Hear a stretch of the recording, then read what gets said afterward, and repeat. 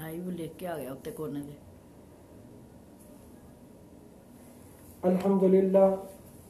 अल्हम्दुलिल्लाह वहदा वस्सलातु वस्सलामु अला मन ला नबिय्य बअदा व अला आलिहि व अस्हाबिहि अल्लज़ीना औफू वहदा अम्मा बाद फ़अऊज़ु बिल्लाहि मिनश शैतानिर रजीम बिस्मिल्लाहिर रहमानिर रहीम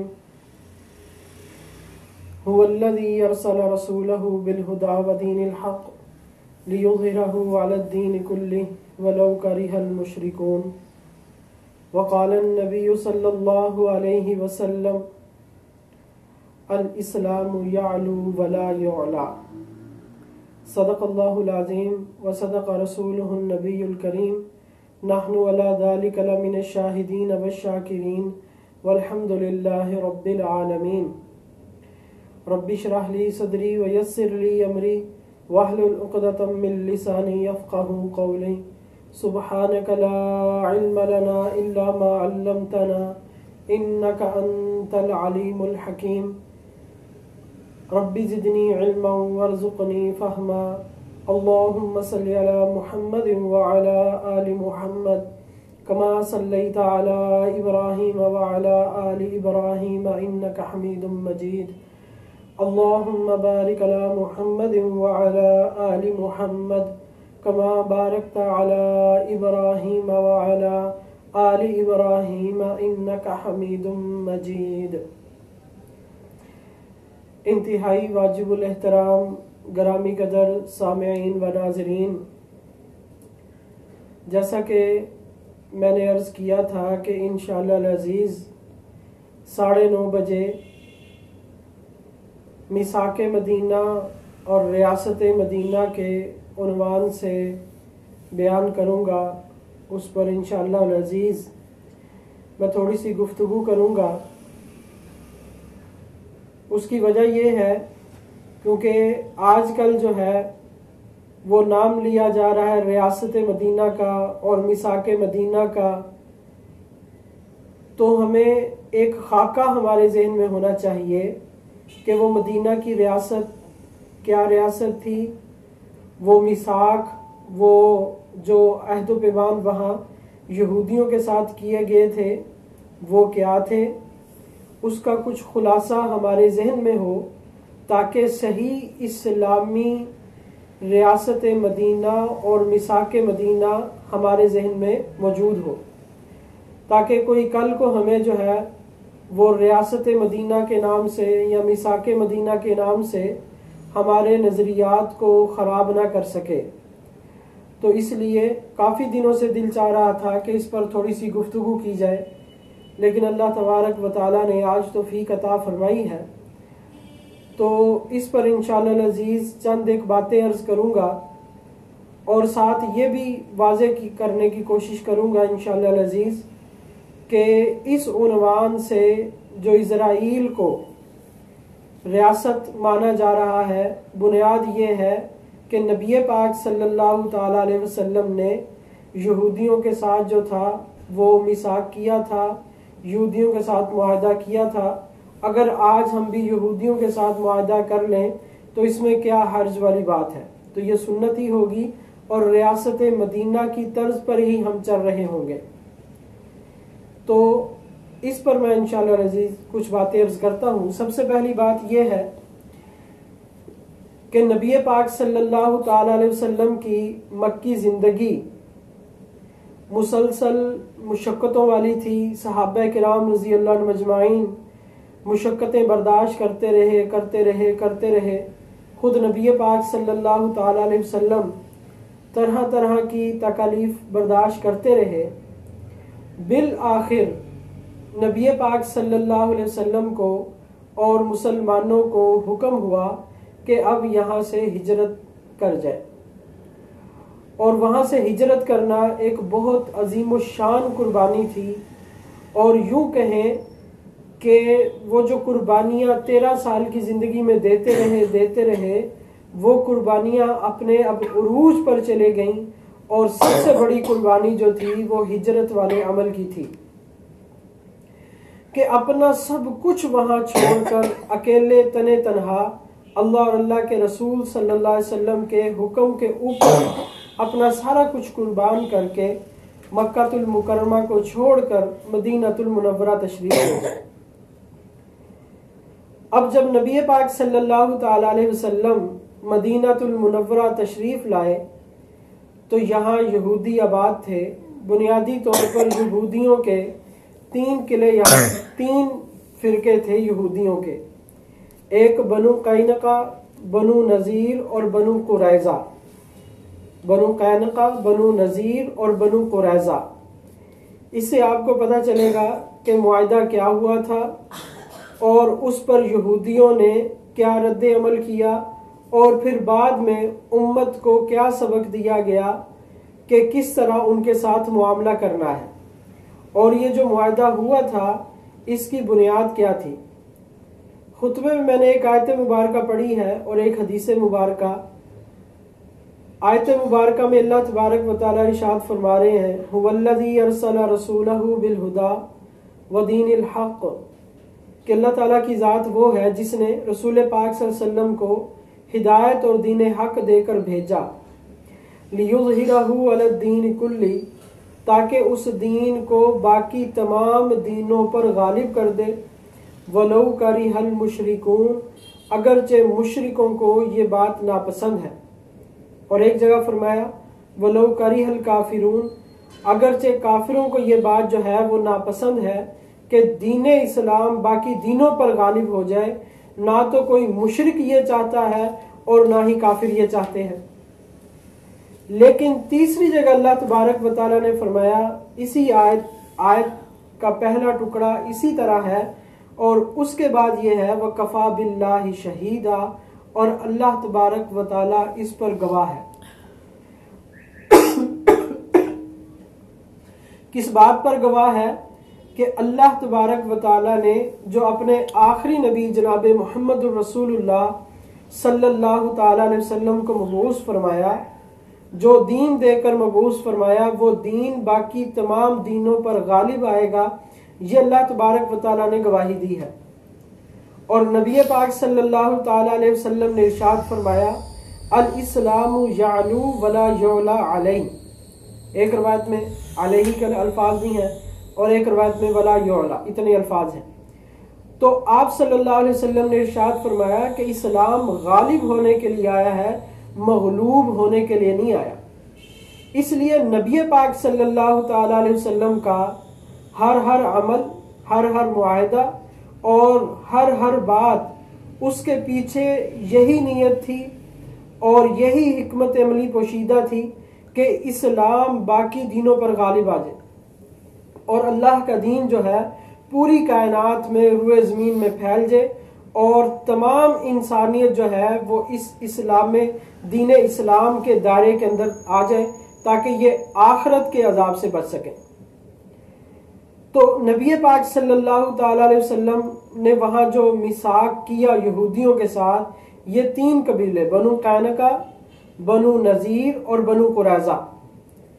अब मुआहदा क्या हुआ था, उसकी जो ज़रूरी बातें हैं वो मैं अर्ज करता हूँ। मुआहदे में ये ज़रूरी बातें थीं कि जिस तरह पहले कबाइल जो है वो एक दूसरे से मुआहदा करते थे कि भाई हम एक दूसरे की मदद करेंगे। अगर कोई दुश्मन, हमारा दुश्मन किसी पर हमला आवर होता है तो हम दोनों मिलकर, अगरचे दूसरे कबीले पर उसने हमला नहीं किया, इस कबीले पर हमला किया है, लेकिन आपस में मुआहदे की बुनियाद पर यह जरूरी हो जाता था कि वो इस कबीले के दिफा के लिए आए।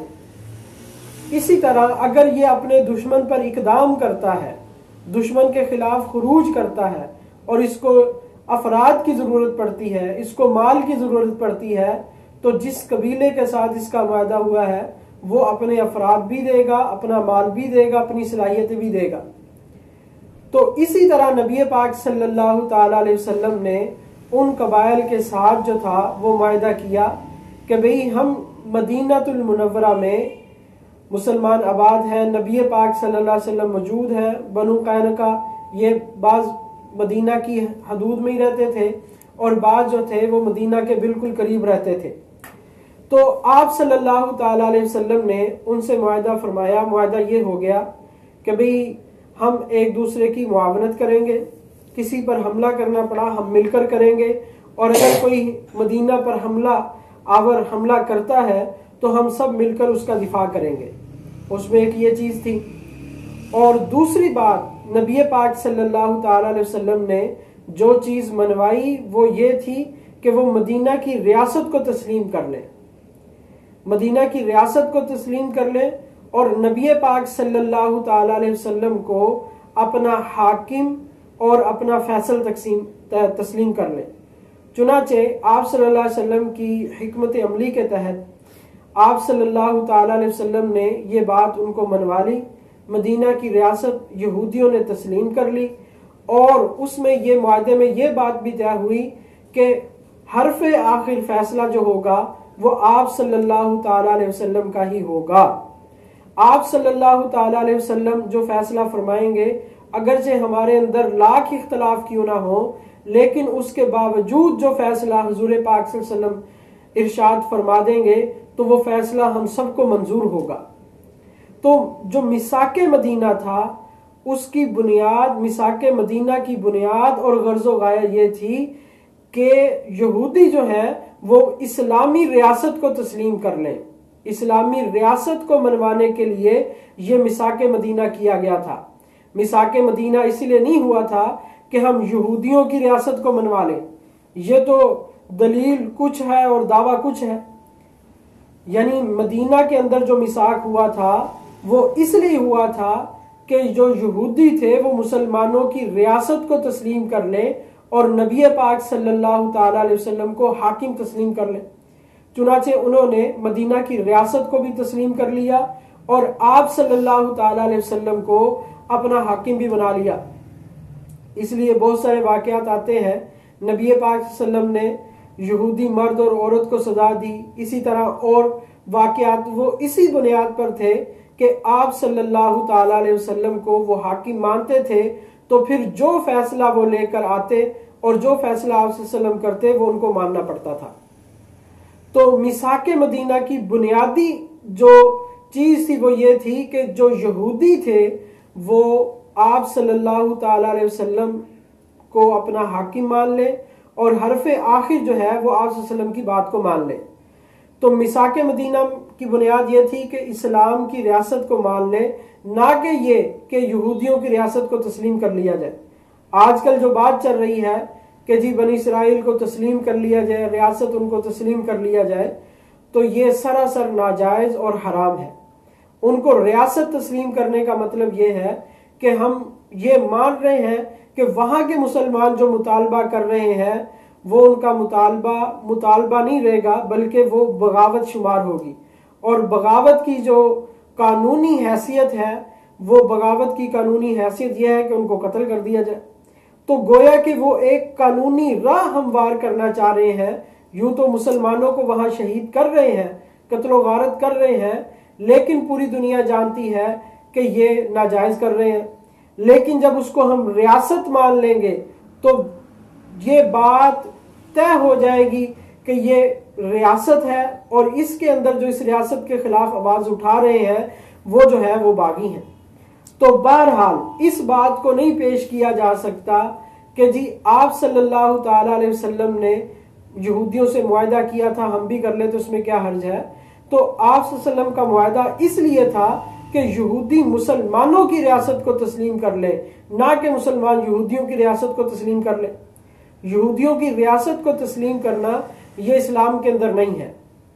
और फिर हाँ, अगर उनसे मुआहदा करना है तो ये किया जाए कि भाई ये जो खित्ता है ये मुसलमानों का है और मुसलमानों को यहाँ का हाकिम बना दिया जाएगा और तुम उनके मातहत होकर यहाँ रहोगे।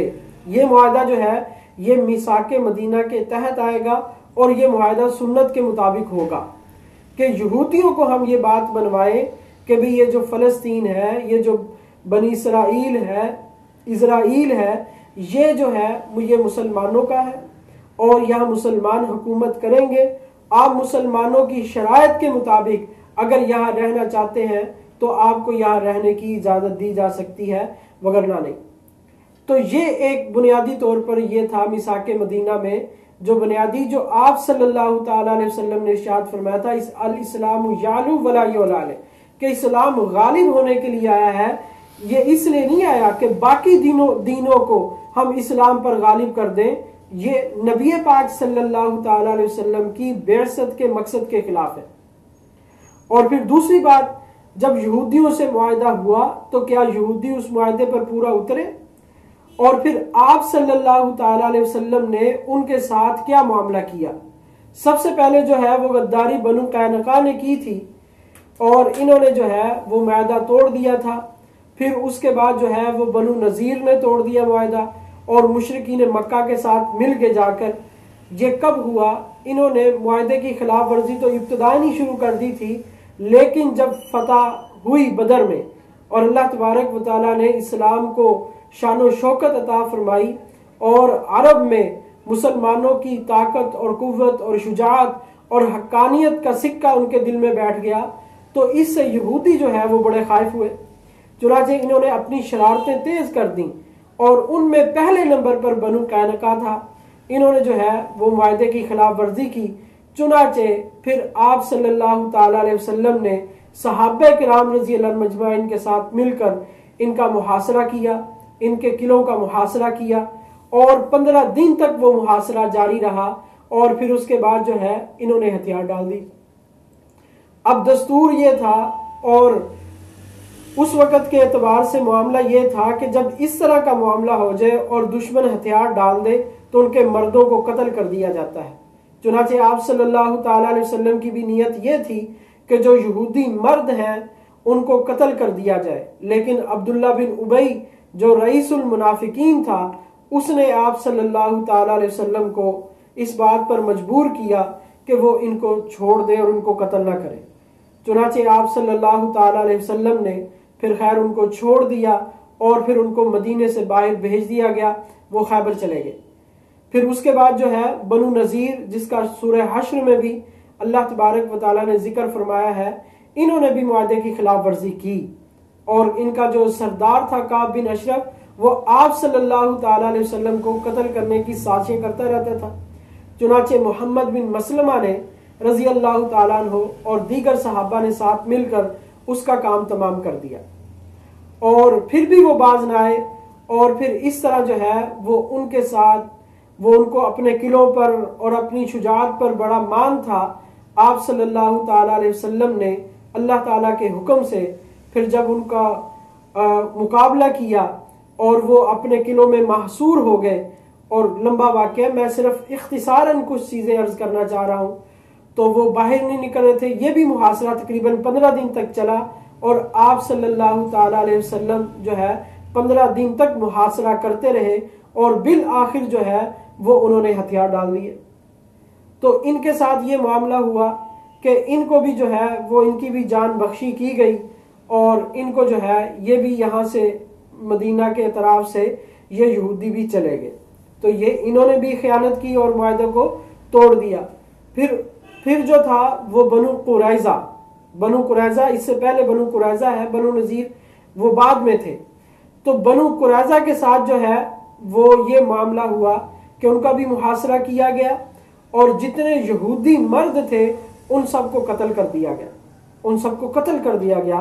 आप अंदाजा फरमाए कि आप सल्लल्लाहु ताला अलैहि वसल्लम ने जब यहूदियों ने मुआहदे की खिलाफ वर्जी की, कत्ल तो खैर उनका भी बनता था, बनु नज़ीर का भी और इसी तरह बनु कैनुका का, लेकिन आप सल्लल्लाहु ताला अलैहि वसल्लम ने उनको इसी तरह ही जाने दिया। उसमें हिकमत अमली भी थी और उसमें बड़ी हिकमतें थीं। तो बहरहाल इनको कत्ल कर दिया गया और इनको यहाँ से निकाल दिया गया। और फिर बाद में जो है ये उधर जाके ये मुतमईन नहीं बैठे रहे, बल्कि ये इस्लाम के खिलाफ साजिशें करते रहे। ये तो खुद अपने नबी जनाब मूसा अलैहिस्सलाम के साथ इनका क्या मामला था, जनाब हारून अलैहिस्सलाम के साथ, और फिर उसके बाद जो है हज़रत दाऊद अलैहिस्सलाम के ज़माने में अल्लाह ताला ने इनको बंदर और खंजीर बना दिया था इनकी सरकशी की वजह से, और इन्होंने कितने नबियों को कत्ल कर दिया, कितनों नबियों को शहीद कर दिया और कितनों के साथ ज्यादती की, ये किसी से जो है वो मख्फी नहीं है। कुरान ने इसको बयान किया, नबी पाक सल्लल्लाहु ताला अलैहि वसल्लम ने इन पर लानत फरमाई कि लान अल्लाहुल यहूद वन नसारा, कि अल्लाह ताला जो है वो यहूद व नसारा पर लानत फरमाए। तो बात अर्ज करने का मकसद ये है कि मिसाके मदीना को अगर हम देखते हैं तो मिसाके मदीना की बुनियाद हुवल्लज़ी अरसला रसूलहू बिलहुदा व दीनिल हक़ लियुज़हिरहू अलद्दीन कुल्ली, वो इस बुनियाद पर थी कि ताकि ये दीन बाकी दीनों पर गालिब आ जाए। और नबी पाक सल्लल्लाहु ताला अलैहि वसल्लम ने जो फरमाया था अल-इस्लामु यालू वला यौला, कि इस्लाम गालिब होने के लिए आया है, मगलूब होने के लिए नहीं आया। तो रियासत मदीना और मिसाक मदीना के क़याम का यही मकसद था कि ये इस्लाम गालिब आए। चुनाचे अल्लाह तबारक व तआला ने ये गलबा अता फरमाया। अब यहाँ उलमा ने ये बात लिखी है कि अल्लाह तबारक व तआला दीन को गलबा अता फरमाए, इसलिए आप सल्लल्लाहु अलैहि वसल्लम को मबूस फरमाया। अब दीन इस्लाम का गलबा बहुत एतबार से, एक तो दलाइल के एतबार से दीन इस्लाम बाकी तमाम दीनों पर हमेशा से गालिब था, हमेशा गालिब रहेगा, और अब भी दलाइल के एतबार से दीन इस्लाम गालिब है। और दूसरा गलबे का माना यह है कि कुफर की शान शौकत जो है वो टूट जाए और कुफर जो है वो दब कर रहे। अब ये गलबा जो है ये खुलफा राशिदीन के ज़माने में अल्लाह तबारक व तआला ने अता फरमाया कि कुफर की शान शौकत जो है वो टूट गई। और एक गलबे का माना यह है कि दीन को गलबा, ऐसा गलबा आए कि कुफर बिल्कुल मिट जाए और एक काफिर दुनिया में जिंदा बाकी ना रहे। यह जनाबे ईसा अलैहिस्सलाम के ज़माने में होगा, जैसा कि आप सल्लल्लाहु अलैहि वसल्लम ने सही अहादीस में इस बात की तरफ इशारा फरमाया है कि अल्लाह ताला तमाम दीनों को ख़त्म फरमा देंगे सिवाय दीन इस्लाम के। तो ये अल्लाह तबारक व तआला ने दीन को गलबा अता फरमाना है और दीन गालिब होकर रहेगा दलाइल के एतबार से हर ज़माने में, और तगरीबन ये खुलफा राशिदीन के ज़माने में, और उसके बाद जनाब मसीह अलैहिस्सलाम तक खुलफा राशिदीन और हज़रत ईसा अलैहिस्सलाम के ज़माने तक दीन को इस माना में गलबा मिल जाए कि कुफर की शान शौकत बाकी ना रहे। ये उस वक़्त होगी कि जब मुसलमान अहले ईमान होंगे, तकवा और तहारत वाले होंगे, अल्लाह तबारक व तआला इनको रूए ज़मीन की खिलाफत अता फरमाएगा। वअदल्लाहु अल्लज़ीना आमनु मिनकुम वअमिलुस्सालिहात लयस्तखलिफन्नहुम फिल अर्ज़, कि अल्लाह तबारक व तआला ने वादा किया है, इसके अव्वलीन मिस्दाक़ खुलफा राशिदीन है कि रूए ज़मीन की खिलाफत अता फरमाएगा। और फिर अल्लाह तबारक व तआला ने फरमाया व अंतुमुल आलौना इन कुंतुम मुमिनीन, और गालिब तुम ही रहोगे अगर तुम मोमिन रहे। तो इस्लाम, तो मैं ये अर्ज कर रहा था कि इतनी गुफ्तगू से हमें ये बात मालूम हो गई कि रियासत मदीना और मिसाक मदीना क्या था और यहूदियों का क्या मामला रहा। इससे हमें ये बात पता चल गई कि क़यामत की सुबह तक यहूदियों की क्या फितरत है और हमने उनके साथ क्या मामला करना है। वैसे तो दूसरी बहुत सारी आयात हैं जिसमें अल्लाह ताला फरमा रहे कि यहूद और नसारा का दोस्त ना बनाओ, या अय्युहल्लज़ीना आमनू ला तत्तखिज़ू अदुव्वी व अदुव्वकुम औलिया, ऐ ईमान वालों मेरे दुश्मनों को और अपने दुश्मनों को दोस्त ना बनाओ। तो बहरहाल ऐसी बहुत सारी आयात हैं और अहादीस हैं, लेकिन मैंने थोड़ा सा पसे मंजर अर्ज करना था कि रियासत मदीना और मिसाक मदीना उसका जो है वो क्या खाका था। तो वो उसकी बुनियाद इस्लाम की सरबुलंदी के लिए थी, ईमान वालों की शान व शौकत के लिए थी। रियासत मदीना में यह तसव्वुर नहीं किया जा सकता था कि जब एक मुआशरा वजूद में आ गया, अहकामात नाजिल हो गए, अब उसके बाद जो है वो अल्लाह और अल्लाह के रसूल की कोई खुली नाफरमानी की जाए, ये तसव्वुर रियासत मदीना में नहीं था। और उसमें यह तसव्वुर नहीं किया जा सकता था कि किसी गैर मुस्लिम और काफरों के शियार को जो है वो अपनाया जाए और उसको जो है उसके साथ ताउन किया जाए। ये रियासत मदीना का तसव्वुर नहीं है। हाँ, ये तो है तावनु अलल बिर्रि वत तक़वा, कि नेकी और तकवा के कामों में एक दूसरे की मुआवनत करो। वला तावनु अलल इस्मि वल उद्वान, लेकिन बुराई और गुनाह के कामों में जो है वो एक दूसरे की मदद ना करो।